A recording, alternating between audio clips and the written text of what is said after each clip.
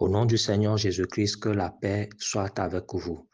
Aujourd'hui, nous allons faire une requête basée sur Deutéronome 30, verset 6. Il est écrit, l'Éternel, ton Dieu, circoncira ton cœur et le cœur de ta postérité, et tu aimeras l'Éternel, ton Dieu, de tout ton cœur et de toute ton âme, afin que tu vives. Donc, pour vivre, il faut que Dieu circoncise notre cœur et que nous l'aimions. Parce que pour aimer Dieu, on ne pourra pas le faire de nos propres forces. Lorsqu'on a demandé à Jésus-Christ quel est le plus grand commandement, Matthieu du Marc 12, verset 30, il dit, et tu aimeras le Seigneur ton Dieu de tout ton cœur, de toute ton âme, de toute ta pensée, de toute ta force. Nous avons appris que lorsqu'on parle du cœur, on est en train de parler de l'âme réellement.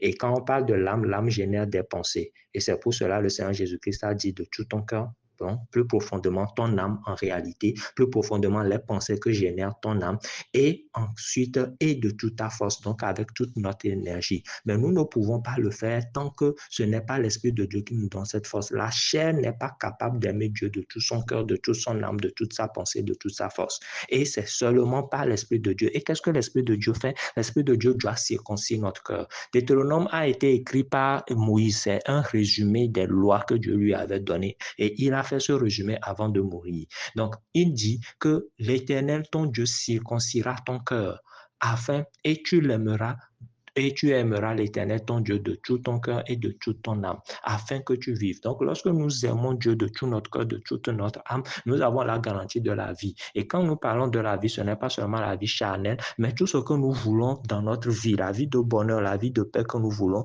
tout cela dépend de l'amour que nous avons pour Dieu. Et comme le Seigneur Jésus-Christ le dit, il faut que ce soit de toute notre force, ce soit en profondeur. Mais pour y arriver, il faut que Dieu lui-même circoncise notre cœur. Et Moïse, lui, il l'avait su depuis son temps-là. Romains 2, verset 29, il est écrit, mais le juif, c'est celui qui l'est intérieurement, et la circoncision, c'est celle du cœur, selon l'esprit et non selon la lettre. La louange de ce juif ne vient pas des hommes, mais de Dieu.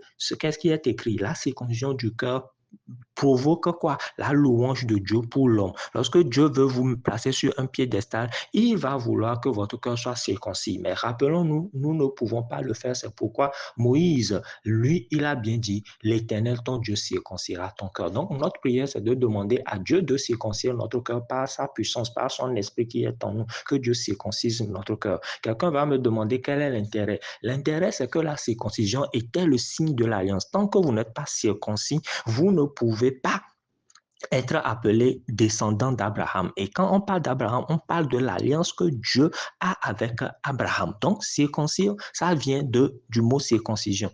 Donc, c'était un signe pour savoir que cette personne-là est de l'alliance. Mais aujourd'hui, comme la circoncision, c'est la circoncision du cœur, lorsque votre cœur est circoncis par l'Esprit de Dieu, automatiquement, c'est un signe de l'alliance sur vous. Et non seulement le sang de Jésus parle en votre faveur, oui, mais le signe réel dans ce monde, c'est la circoncision de notre cœur. Et voyons l'intérêt. Josué 5, verset 8 et 9. Josué 5, verset 8 dit, lorsqu'on eut achevé de circoncire toute la nation, ils restèrent à leur place dans le camp jusqu'à leur guérison. L'Éternel dit à Josué, aujourd'hui j'ai roulé de dessus vous l'opprobre de l'Égypte. Et ce lieu fut appelé du nom de Gilgal jusqu'à ce jour. Voilà, lorsque Moïse est parti, Moïse est mort, Dieu a appelé Josué et lui a dit, circoncis le peuple.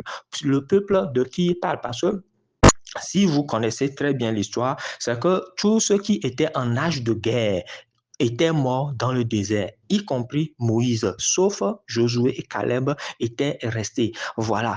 Et tous les enfants qui ont été nés dans le désert n'ont pas été circoncis parce qu'ils étaient en train de marcher, en train de voyager. Et voilà, quand ils étaient près de Canaan, Dieu a dit, Josué, arrêtez-vous.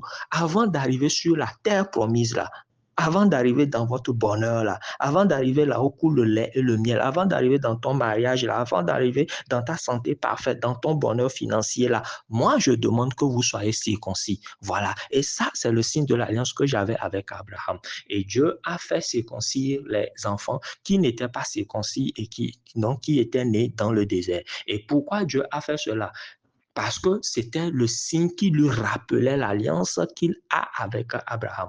Aujourd'hui, la circoncision du cœur nous apporte quoi? Josué 5, verset 9, nous relisons. L'Éternel dit à Josué, aujourd'hui j'ai roulé au-dessus de vous l'opprobre de l'Égypte. Ça suppose que depuis quand ils étaient en Égypte, avec l'esclavage, la honte qu'il y avait là-bas, après ils ont traversé le désert, 40 ans, tout ça là, tout ce qu'ils avaient fait là, Dieu n'avait pas enlevé l'esprit, parce que c'est un esprit, l'esprit de la honte, l'esprit de l'opprobre de cela les suivait. Et il fallait que Dieu les débarrasse. Le sang de Jésus nous lave, voilà. Le signe de la circoncision, nous débarrasse de la honte qui nous suit, la honte des problèmes de famille, la honte de la maladie qui se donne de génération en génération dans la famille, la honte de la pauvreté, la honte du non-mariage, toutes ces hontes-là, Dieu enlève cela à cause de quoi? Du signe de l'alliance qui est la circoncision. Je prie beaucoup Dieu pour que vous puissiez comprendre cela. Et quand vous le faites et quand vous demandez cela à Dieu, c'est à Dieu de le faire, c'est son esprit qui doit le faire. Et s'il le fait réellement, qu'est-ce qui arrive? La honte saute de votre vie au nom de Jésus. Je prie que cela soit votre partage et que toute honte dans votre vie soit débarrassée au nom de Jésus-Christ par l'Esprit de Dieu. Que Dieu vous bénisse, appelez-moi sagesse. Au nom du Seigneur Jésus-Christ, que la paix